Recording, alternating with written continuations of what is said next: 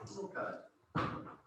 Okay, so we are back this week, and we are going to be in Ezekiel chapter 34 and 35. Remember, last week we basically finished with Jeremiah and what we're going to do with him. We may go back to him briefly, but it's only for like a summary type of thing.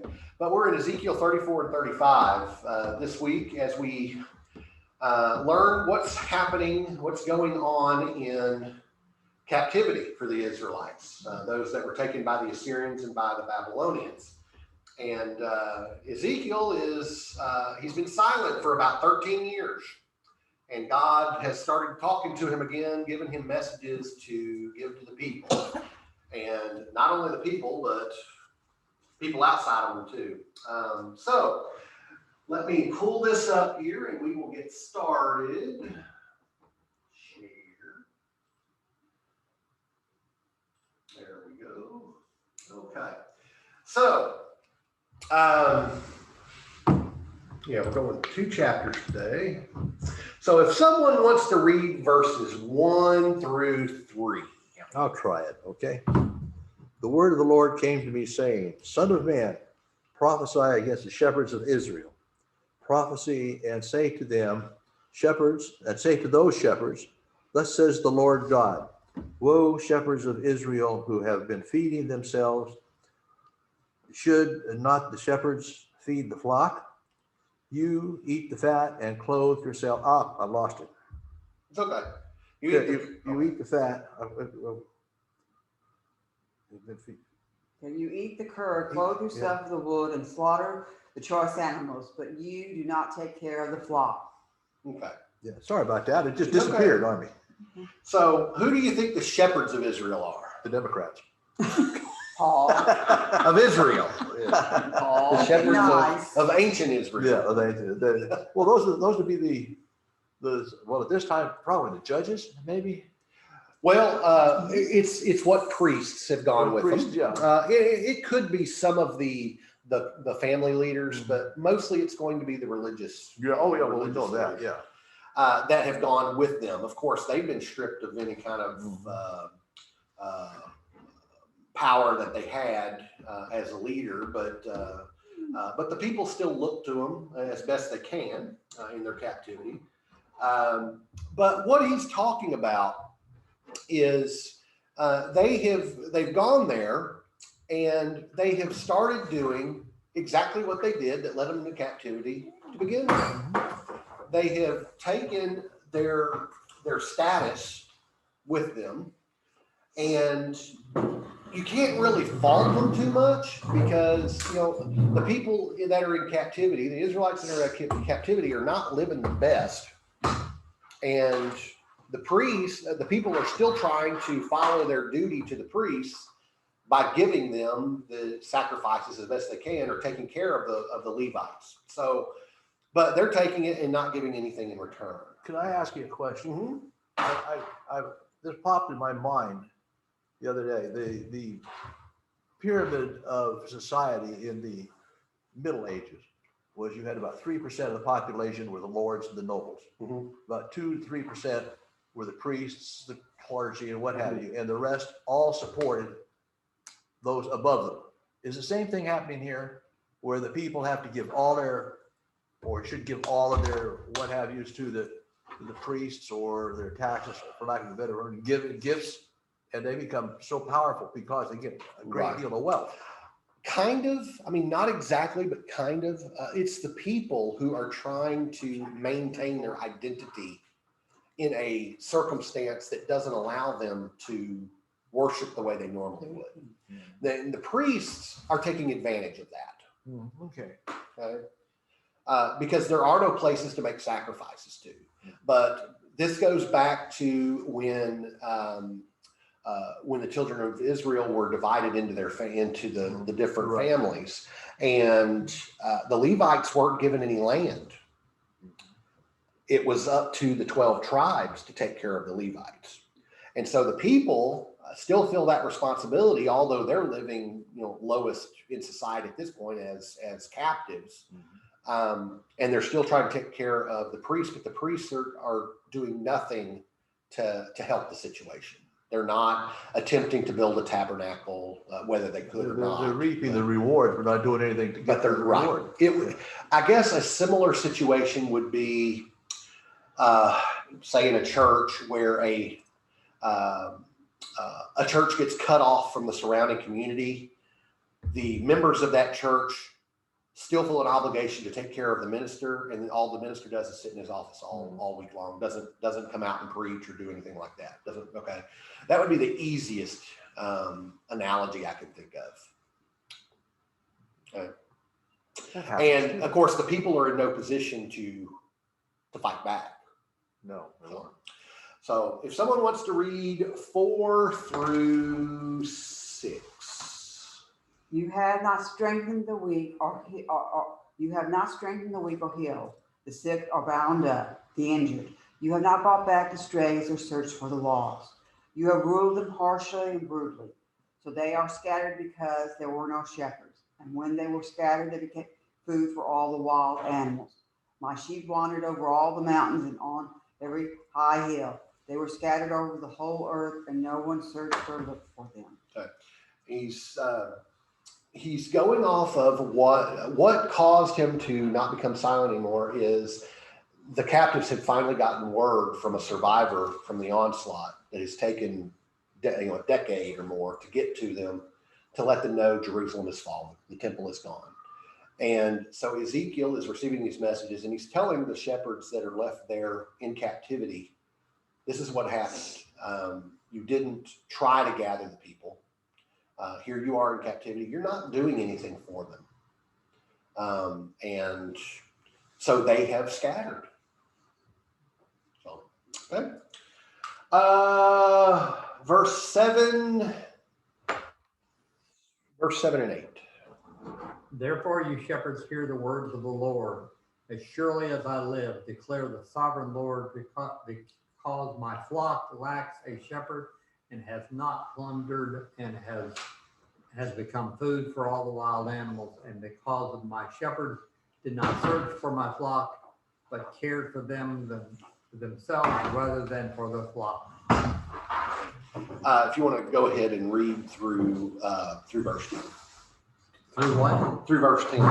Through verse 10. Therefore, you shepherds, hear the word of the Lord. This is what the sovereign Lord says.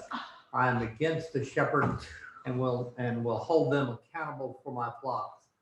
I will remove them from tending the flock so that my shepherds can no longer feed themselves. I will rescue my flock from their mouths, and I will no longer be food for them. Okay. So God is saying that since you're not doing what you should be doing, I'm going to hold you accountable for what has been done so far, but I'm not going to let you do this anymore. You're fired. For the most part, yeah. Ezekiel's pretty straightforward. 11 through 13. Okay. For this is what the sovereign Lord said, I myself will search and find my sheep.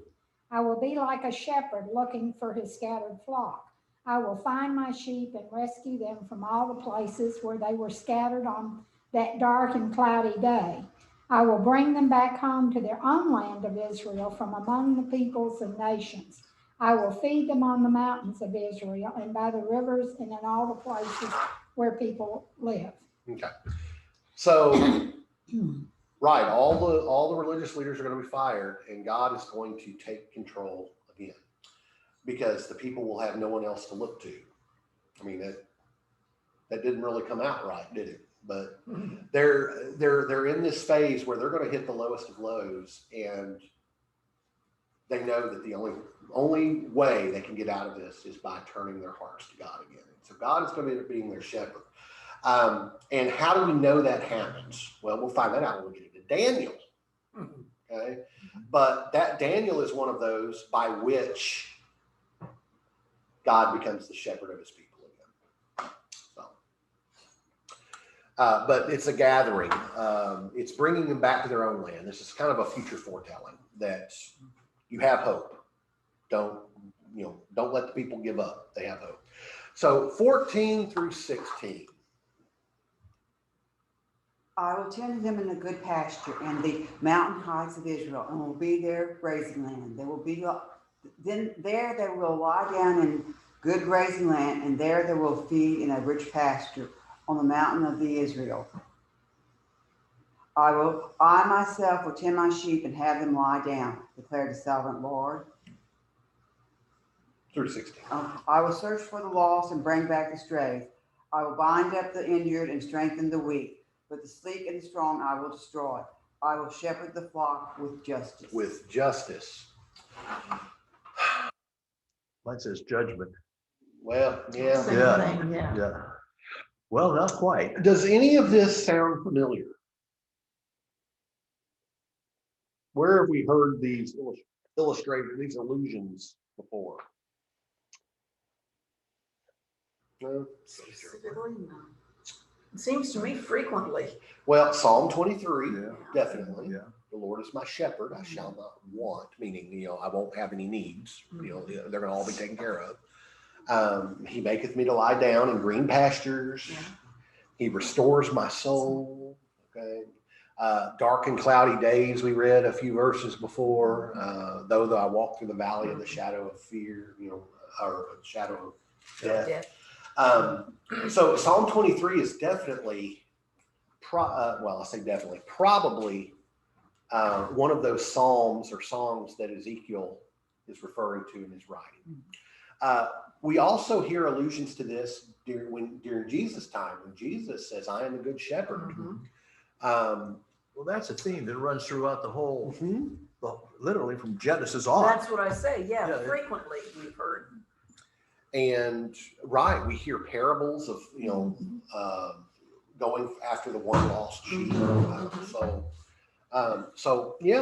There's definitely an overarching theme throughout Scripture from Genesis all the way to now. Ezekiel was not by profession a shepherd, so it's kind of neat to. Now Amos was a shepherd.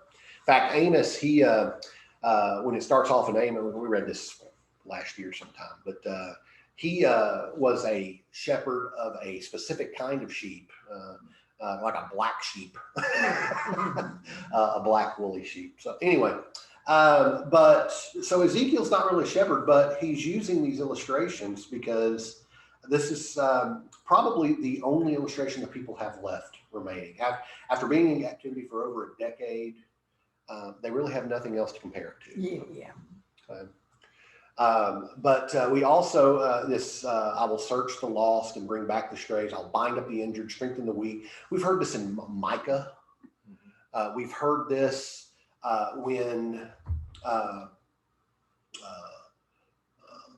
when I was thirsty, you gave me water. When I was hungry, you gave me food. When I was helpless, you gave me clothing. So we definitely have allusions to Ezekiel by Jesus. So, okay, someone want to read 17 through 19? As for you, my flock, this is what the sovereign Lord says. I will judge between one sheep and another, and between rams and goats. Is it not enough for you to feed on the good pasture? Must you also trample the rest of your pasture with your feet? Is it not enough for you to drink clear water? Must you also muddy the rest with your feet? Must my flock feed on what you have trampled and drink what you have muddied with your feet? So the message has shifted from the religious leaders now to the people. And as for you, my flock, God has assumed that role as shepherd now. As for you, my flock, I will judge between one sheep and another, between rams and goats. Anybody know what that alludes to? Between the believers and the non-believers. Correct. Yeah. This is a future foretelling. So we have shifted from kind of a semi-present time frame. We're now seeing the prophet talk about a future event, the judgment of the sheep and goats, which specifically applies to the Jews. And what I believe is happening here, the reason of such a quick shift, remember Ezekiel's given this message. Ezekiel has been He hasn't really talked to God for 13 years, and now all of a sudden God's talking to him. And I can believe Ezekiel is trying to take all this in, and it's overwhelming his mind. And I've said this before, when you talk about a prophet, a prophet serves a lot of different functions: judge, messenger, preacher, future telling is just a small part of that. But when it comes to the future telling part of that, a prophet only sees the high points. Yeah. They don't see the whole picture like God does. They only see the high points. And so what I believe is happening here is Ezekiel being overwhelmed with all this information. He can only focus on these high points. They're all kind of blending together. That seems to be the case with all of them. Why? Why can't they see any more than the peaks? Well, because there's no depth perception. There's no theological depth perception. They're seeing this, so they're not able to see the hidden stuff between the peaks, or the hidden stuff in the No valleys. They're theological only able to depth see perception. the high points in the history. So That's interesting. No theological depth depth perception. perception. Huh. It's like they're looking at it with one eye. Because they have no experience with. Well, no, it's it goes back. Even the prophets, with as special as they were, special messengers of God, Uh-huh. they're still human, and they can't know all the ways of God. Oh, that's true. Okay. Okay, this is kind of long. 20 through 24. Therefore, this is what the sovereign Lord says to them. See, I myself will judge between the fat sheep and the lean sheep, because you shove with the flank and shoulders, butting all the weak sheep with your horns until you have driven them away. I will save my flock, and they will no longer be plundered. I judge between one sheep and the other. I will place over them one shepherd, my servant David, and he will tend them. He will tend to them and he will tend them and be their shepherd. I am the Lord. I, the Lord, will be your God, and my servant David will be prince among you. I, the Lord, have spoken. I, the Lord, have spoken. Okay, Yep. David. Now, Yep. is he making an allegory references to what is coming? Yes. Or is he saying the David back there? No. Whenever we talk about David in this In future. frame of reference, we're talking about Jesus. Okay, Mhm. We're talking specifically about Jesus, okay. the line of David. Yeah. Now, does it talk about Jesus' birth? I don't think so. Mhm. No. I think it talks about Jesus' second coming. Oh. Because when Jesus was born and lived that 33 years here on earth, did any of this happen? Well, it was happening. Well, partly, but it didn't come, the judgment didn't come to fruition. No. At least not by the shepherd who is said to be the judge. I So, think the illusion is there, but no, it hadn't happened. correct. They were warned, Yeah. and we get that in Matthew. But it went whoosh. Yeah, the judgment of the sheep and the goats Mhm. is talked about in Matthew, and we see that again in John's Revelation, the sheep and the goats. And whenever it talks about sheep and goats, it specifically refers to the Jews. So, in case y'all ever wanted to know that, that's what that means. Okay. 25 through 27. Okay. I will make a covenant of peace with my people and drive away the dangerous animals from the land. Then they will be able to camp safely in the wildest places and sleep in the woods without fear. I will bless my people in their homes around my holy hill. And in the proper season, I will send the showers they need. They will be showers of blessing. The orchards and fields of my people will yield bumper crops, and everyone will live in safety. When I have broken their chains of slavery and rescued them from those who enslaved them, then they will know that I am the Lord. Okay. Now all of a sudden, Ezekiel seems to have shifted back to the near future. Shifted back to them leaving Babylon, Assyria, and going back to Israel, back to their homeland.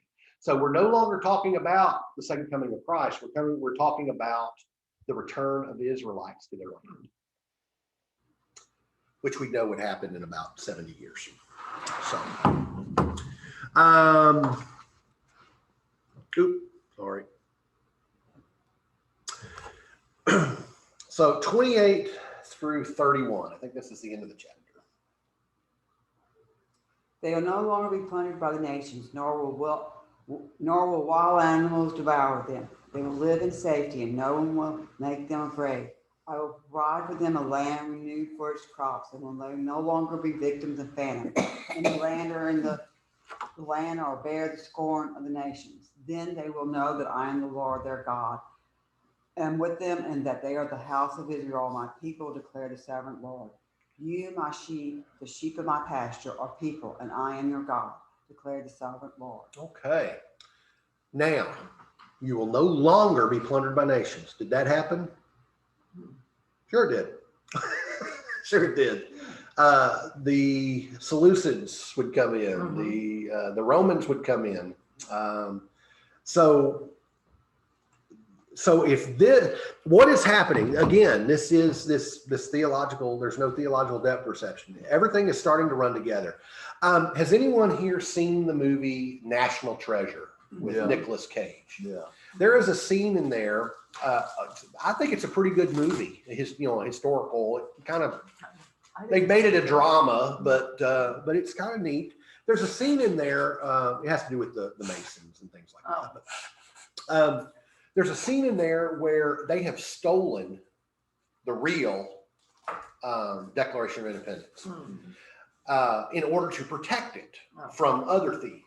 Okay. I'm giving the whole story away here, but it's been out for 15 years, so 12 years, somewhere in there. But there is a curator there at the National Archives who has followed them and knows that they have it. And Nicolas Cage's character, he believes there is a special message on the back of the Declaration of Independence. Of course, she tells them absolutely not. There's no message on the back of there. And so they get it, they take it to his dad's house. That's a whole other part of the story, so I'm not going to get into that. But they've got it laid out, and they end up using a lemon juice mixture. Oh, and no, then you're they not gonna put lemon juice on Yeah. the Declaration of Independence. Oh, Yeah. no, you're not gonna do that. and then they heat it up with a blow dryer or with their breath. Okay, they start with their breath and then go to the hair dryer, and a message appears. And it's a series of little codes, little letter and number codes. And they determine that has to do with the Silence Dogood letters, which were written by Franklin. Anyway, and so his father, Nicolas Cage's father, who does not believe there's a Masonic treasure, okay, which is what Nicolas Cage's character is doing. John Voight, by the way, believes his father. But so they go to his father's house to get them, and he says that I don't have them. I let another museum borrow. So they go there, they break the code, and it tells them where to find this other. Well, they end up did I skip a spot? No, I haven't got to the spot yet. Anyway, they get another clue somewhere else. It leads them to Philadelphia, where they find a pair of glasses that they believe belong to Benjamin Franklin. And it has 3 sets. It's got a regular set, it's got a red set, and it's got a blue set. And when they look at the Declaration of Independence with those different lenses, they can see different things with them. Lord. And so what is happening here is Ezekiel is looking at the Declaration through just regular glasses. But it's when he gets the other lenses in place that he can see these other things. But even on TV, it kind of looks weird. It kind of looks surreal as he's looking at it, as he moves the lenses into place and stuff. So that's what's happening here. Is Ezekiel is giving the message that God told him to give, but he can't break it apart into its components that make sense. So 3,500 years, here we are breaking it up. So With lemon juice. with lemon juice, yes. And all this time, the bad guys were chasing him. Yeah. Yes. Oh, yeah. The ones who wanted it to begin with, because they're looking for that Masonic treasure. Okay, so now we go on to the next chapter, chapter 35. It's like one of Yeah. Dan, what's his name, Brown's Dan Brown. books. Yeah, kind of. It's actually, I think it's a pretty good movie. There's a second one, National Treasure 2, which talks about the Book of Secrets.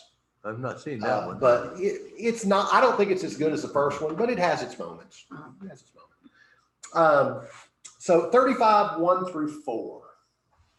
The word of the Lord came to me, Son of man, set your face against Mount Seir, prophesy against it and say, this is what the sovereign Lord says. I am against you, Mount Seir, and I will stretch out my hand against you and make you a desolate waste. I will turn your towns into ruins, and you will be desolate. Then you will know that I am the Lord. Then you will know that I am the Lord. Mount Seir, we're going to find this out in just a few verses, but Mount Seir was the highest point in Edom. Now, who was Edom? That's descendants of No, you're on the right track. Esau. The descendants of Esau. Yeah. A lot of us say That's the Ishmael, but Edomites. they are, but still. And It's of Esau. course, Esau Yeah. is the hated one. Yeah. The snatcher. Huh? Correct. Yeah. So the oracle has shifted. There's now God has come to him in a different vision now, and is telling him, "Hey, prophesy this. Prophesy against. Set your face against Mount Seir. Turn towards Edom and prophesy to them." Of course, he's doing this from Babylon, but by this point, Edom has taken over too. Okay. Or is in the process of that happening in the grand scheme of things here. So he's telling them, you're not going to be any more, and we're going to find out why. Of course, we've already learned why through a couple of the other prophets. Verse 5 through 6. Your It'll eternal come back. hatred for the people of Israel led you to butcher them when they were helpless. When I have already punished them for their sins, as surely as I live, says the sovereign Lord, since you show no distaste for blood, I will give you a blood bath of your own. Your turn has come. Okay. Ooh, that's pretty clear. Well, right. When Babylon went to attack Jerusalem, Edom let them pass through, did not offer any resistance. And so that's what this is referring to. So 7 through 9. I will make Mount Seir a desolate waste and cut off from all who come and go. I will fill your mountain with the slain. Those killed by the sword will fall on the hills and in the valleys and in your ravines. I will make you desolate forever. Your towns will be inhabitable. Then you will know that I am the Lord. Okay. So All those dead bodies ought to make that dirt pretty fertile later. by the time this is written, this has already happened. Okay. Remember, it took a decade for them to get news that Jerusalem had fallen. So, okay, this has already happened during that decade. 10 through 12. Because you have said, these two nations and countries will be ours, and we will take possession of them, even though I, the Lord, was there. Therefore, surely as I live, declared the sovereign Lord, I will treat you in accordance with the anger and jealousy you showed in your hatred of them, and I will make myself known among them when I judge you. Through 12? Yeah, one more. Then you will show that I am the Lord, have heard all of the complexity, whatever it is, Contemptible. things that you have said against the nations of Israel. You said, they have been laid waste and have been given over to us to devour. So Edom is being charged. We're in a court setting now. They're being charged. These two nations and countries will be ours. Anybody know what those two countries and nations are? Israel and Judah, Yeah. the northern and the southern, because they'd separated. But Edom took advantage of that, and they tried to go in and destroy whatever was left. If y'all remember, the reason we went back to Jeremiah partly what had to do with this. One of the last parts of Jeremiah that we read talked about you will, if you go to Egypt, you'll never live here. No one will ever be able to live here. In Babylon. In Jerusalem. Jerusalem. Okay. And so this kind of transfers over to Edom as well. You tried to take possession of it after I told everyone, no one will live here. Uh-huh. So anger and jealousy. Why would God be jealous? Although this is talking about, never mind. This is talking about Edom. Why would Edom be jealous? They see a lot of benefits going to other people. They're right. They're the ones who weren't blessed. Yeah. Esau was the one who sold the birthright. That's right. Yeah. So they did not receive the full blessing. Okay. 13 through 15. In saying that, you boasted proudly against me, and I have heard it all. This is what the sovereign Lord says. The whole world will rejoice when I make you desolate.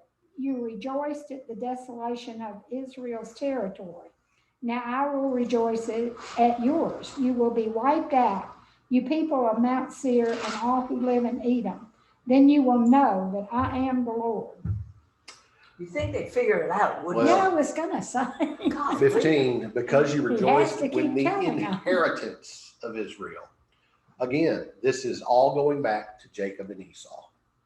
Mm. This is where this problem started. Uh-huh. Jacob and Esau. So next time, I say next time, not next week, because there's no class next week due to the Thanksgiving celebration and congregational meeting. Remember, my understanding, it's going to kind of be set up like it was last time, except we're going to be eating in the sanctuary. The tables will be set up in there, but the serving area, I believe, is going to be in here like it was last time. How that's going to work, I don't know. Whether people come in one way and around and out, I don't know that. Yeah. There's possibly no class the week after that, which happens to be the first day of Advent, because I may be taking my day of rest. I haven't got that okay with Joe yet, so once that happens. However, if we do meet on that day, we won't be in here. They're going to be doing the air conditioning part of this area, which means we may have to move into the library again. We may have to move upstairs. In fact, I know for a fact we'll have to move upstairs. That's where everybody's having to move for now. So I'll get this thing upstairs somehow. But where we'll be when we do meet we'll be in Ezekiel 36 and 37, which is about the same length as it was today, the amount of verses and things. And we'll learn that God's good plan for the nation of Israel. So God hasn't left them. We're done now. Oh, you're headed to the back, ain't you? He's heading out to the car. Okay. We just finished. Oh, Oh, I'm finished too. he's making a special delivery. Finished too. He's got good I plans forgot for the all nation of about Wendy. that. So yeah, so we'll be in Ezekiel 36, 37 the next time we meet. And, finally we get into some wonderful things that, Israel actually being told, these are the good things I'm going to do for you. So it will, especially from Ezekiel. And we're going to hear, I don't know whether we'll get into it next time or not, but we'll get into that famous passage about the Valley of Dry Bones. Oh. So anyway, thank y'all very Well, much. thank you, Michael. Appreciate you doing this. Did a good job today.